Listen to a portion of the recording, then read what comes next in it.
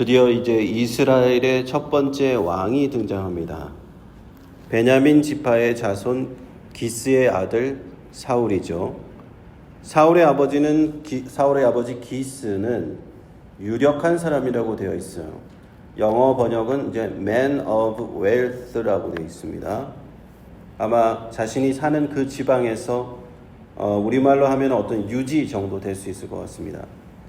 어느 날 이 집에서 암나귀들을 여러 마리 잃어버리는 사건이 발생을 하게 돼요. 그러자 기스는 아들 사울에게 말하죠. 종을 한 명 데리고 가서 그 잃어버린 암나귀들을 찾아오라는 것이었습니다. 이 사건, 암나귀를 잃어버리는 사건, 그리고 사울이 그 암나귀들을 찾으러 다니는 이 사건은 하나님의 계획하심 가운데 있는 사건이었습니다. 그 암나귀들을 잃어버렸기 때문에 사울은 그것을 찾으러 다니게 되었고, 찾으러 다니다가 선지자 사무엘을 만나게 되었던 것입니다. 하나님께서는 때로 이와 같은 방법으로 역사를 하시는 것입니다. 우리 삶 속에서 어떤 낭패를 당한 일이 있는 것 같을 때에도 사실은 하나님의 사람들에는 그것이 그냥 단순히 낭패고 불운이고 불행이 아니에요. 하나님의 계획하심 가운데 있는 그런 일일 수 있다라는 것입니다.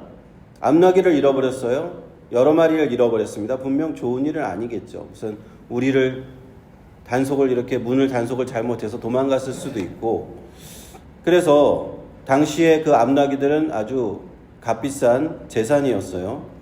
교통수단이기도 하고 화물 운송수단이기도 하고 오늘날 자동차처럼 중요한 그런 재산이었습니다. 그런 재산을 잃어버렸으니까 참 낭패가 아닐 수가 없겠죠.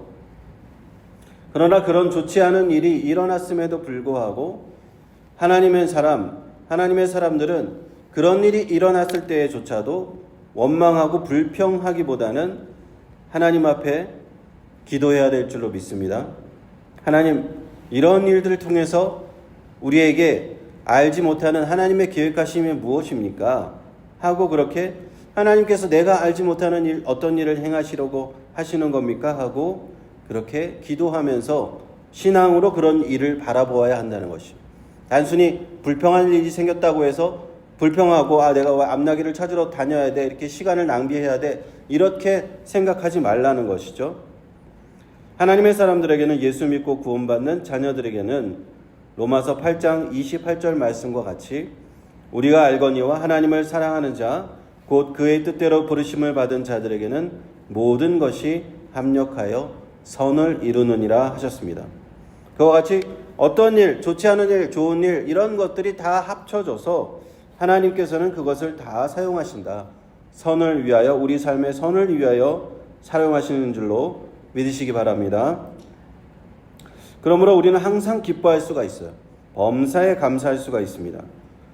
성경에 보면 어떻게 항상 기뻐할 수가 있겠습니까? 어떻게 모든 일에 범사에 감사할 수 있겠습니까? 라고 우리가 질문할 수가 있잖아요.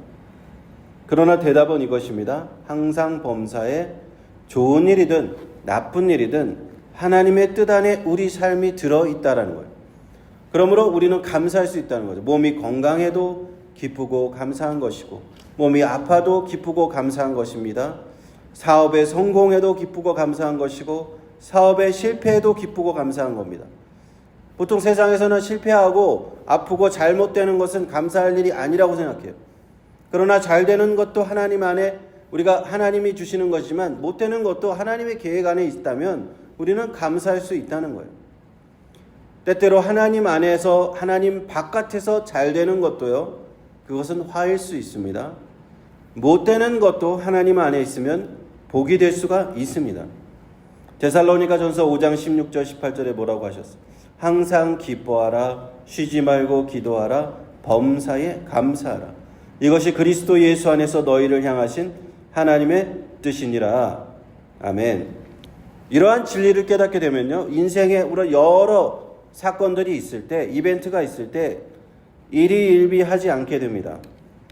잘 되면 그것으로 잘 되게 하셔서 너무 감사하다, 이렇게 되고, 또 어떤 잘 안 되는 일이 있으면은 하나님이 뭔가 또 이것 가운데 뜻이 있겠지 하고 기대하면서 감사하게 돼요.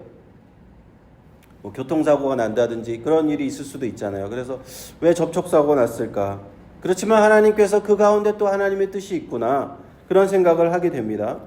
그러므로 항상 기쁘고 감사하게 되는 줄로 믿으시기 바랍니다. 사울과 그의 종은 사흘 동안이나 암나기들을 찾아다녔어요. 그러나 찾지 못했습니다. 이제 아버지가 다시 걱정이 되기 시작했어요. 돌아가야겠다. 이제 암나기는 못 찾고 포기하고 아버지가 너무 걱정하실 것 같으니까 얼른 돌아가자. 그때 그의 사환이, 그의 종이 아이디어를 하나 냅니다. 근처에 있는 하나님의 사람한테 봐서 한번 물어봅시다. 그곳은 아마도 이제 사무엘이 거주하고 있는 라마가 있는 곳이, 라마라는 지역이 아니었을까 우리가 추측을 해보는데요. 사울은 그에게 말하죠. 우리가 그분에게 드릴 것이 없는데 어떡하지? 그랬더니 사환이 은 4분의 1 세겔이 있으니까 드릴 수 있다고 하면서 함께 그곳을 찾아갑니다. 당시에 선지자를 이렇게 면담하려면은 면담료라고 하는 것을 드리는 것이 관례였어요. 9절 말씀을 한번 보겠습니다. 9절 말씀. 옛적 이스라엘의 사람이 하나님께 가서 물으려 하면 말하기를 선견자에게로 가라 하였으니 지금 선지자라 하는 자를 옛적에는 선견자라 일컬었더라. 선견자와 선지자라는 이제 단어가 나오는데 히브리어 원문을 보면 이제 두 단어가 다른 단어입니다. 선견자는 히브리어로 로에라고 하는 단어인데 보다는 뜻이 있어요. 보다, 지켜보다라는 뜻이 있습니다. 그래서 선견자는 하나님께서 주신 영적인 통찰력을 가지고 미래를 보는 보는 사람. 그래서 우리 한국말로 번역할 때도 먼저 선자에 볼 견자에서 선견자라고 번역을 한 거예요. 선지자는 반면에 선지자는 히브리어로 나비라고 하는 단어인데 선지자, 예언자라는 뜻이죠. 말하다는 뜻이죠. 전하다라는 뜻이 나비라는 단어에는 말하다, 전하다라는 의미가 있어요. 그래서 하나님의 말씀을 전달하는 자, 그래서 미리 그 하나님의 말씀을 알기 때문에 알지자를 써서 선지자라고 이렇게 번역을 했어요. 그래서 선견자나 선지자나 다 같은 그런 하나님의 사람, 하나님의 선지자, 예언자를 지칭하는 단어인데 예전에는 그 히브리어에서 로에라고 불렀지만 선견자라고 불렀지만 그 이후에는 선지자, 나비라는 단어가 쓰였다. 그래서 대부분의 그 구약 성경에는 선지자라고 나올 때 나비라는 단어를 씁니다. 11절 말씀을 한번 이어서 보겠습니다. 11절 말씀. 그들이 성읍을 향한 비탈길로 올라가다가 물 기르러 나오는 소녀들을 만나 그들에게 묻되 선견자가 여기 있느냐 하니 그들이 대답하여 이르되 있나이다. 보소서 그가 당신보다 앞서 갔으니 빨리 가소서. 백성이 오늘 산당에서 제사를 드리므로 그가 오늘 성읍에 들어오셨나이다. 이 성경 구절을 읽을 때 조금 마음에 거슬리는 두 단어가 있어요. 산당이라는 단어하고 제사라는 단어죠. 우리가 한국 사람이다 보니까 왠지 산당 하면은 뭔가 무슨 무속신앙에서 하는 그런 산신당 같은 산당 느낌이 있잖아요. 또 제사 하면은 조상제사, 명절 제사 이런 느낌도 있고.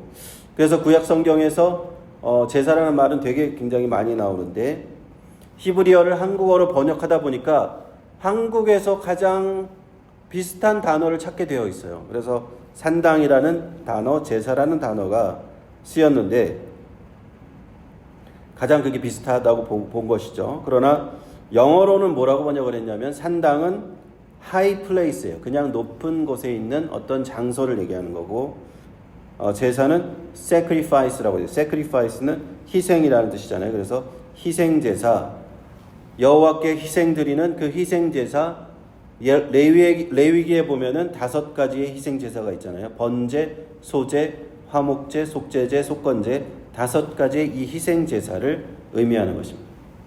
높은 곳에 성소 건물이 그곳에 위치해 있었고 그곳에서 희생제사를 드릴 수 있었고 여호와 하나님께 희생제사를 드릴 수 있었고 최소한 한 30명 이상 들어가서 함께 식사도 할 수 있는 그 정도의 건물이 있었다라고 우리는 볼 수가 있습니다.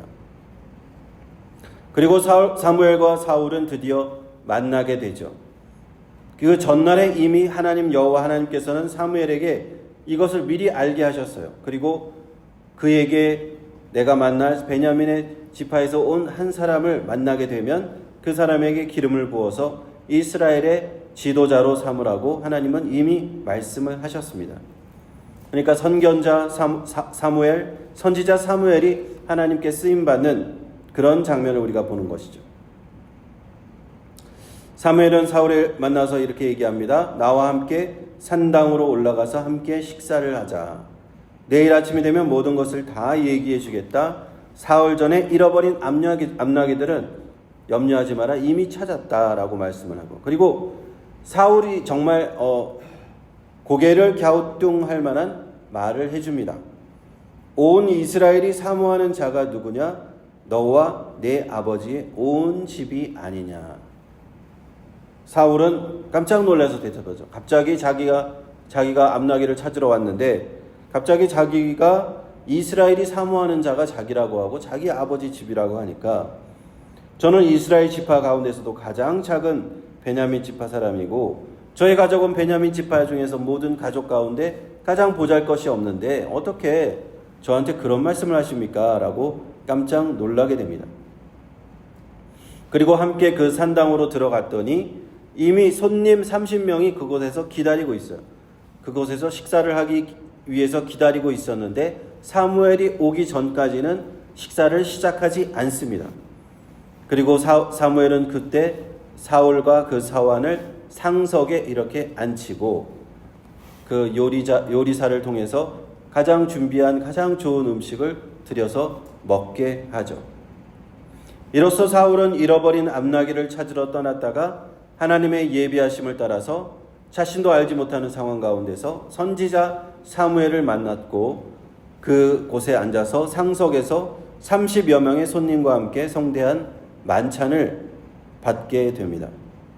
이 만찬의 형태를 보면은 사울이 가장 상석에 앉아 있고 손님 30명이 마치 사울 왕의 대관식에 참석하는 것 같은 축하해 주기 위해서 참석하는 듯한 그런 장면을 연출하고 있는 것을 볼 수 있어요. 바로 하나님께서 왕으로 세우실 그 사울을 위하여서 이런 자리를 미리 만들어 주도록 하신 것이죠. 이처럼 하나님께서는 하나님의 사람 사무엘을 통하여 이 하시는 일을 통해서 전혀 사울이 생각지도 못한 일로 일이 전개된다라는 것을 우리는 보게 됩니다. 암나기들이 잃어버렸고 그것을 찾으러 떠났다가 3일 동안 허탕치고 이제는 시간만 낭비했네. 이제 빨리 집으로 돌아가자. 아버지가 너무 걱정하시겠다. 그리고 가지고 갔던 경비도 다 쓰고 수중에 남은 돈도 없고 먹을 것도 없는 그런 찰나에 선지자 사무엘을 만나게 되었다. 그것은 다 하나님께서 그 사울을 기름 부어서 왕으로 세우실 준비를 맞춰놓은 그런 상태였다라는 거예요. 하나님께서 하시는 일은 때로 이와 같습니다. 우리가 예상치도 못한 방법으로 일하신다는 거예요. 하나님께서 하시는 그 일을 하다 보면은 하나님이 우리가 알지 못하는 방법으로 일하실 때가 있어요. 그럴 때도 우리는 하나님의 섭리가 있겠거니 나에게 약간의 불행한 일이 있어도 좀 불평하지 말고 하나님의 섭리가 이러한 모든 일 가운데 들어 있겠거니라고 깨닫고 감사하고 기뻐하면 그런 믿음을 가져야 되는 줄로 믿습니다.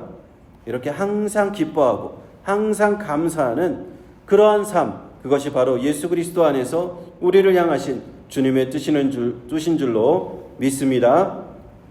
기도하겠습니다.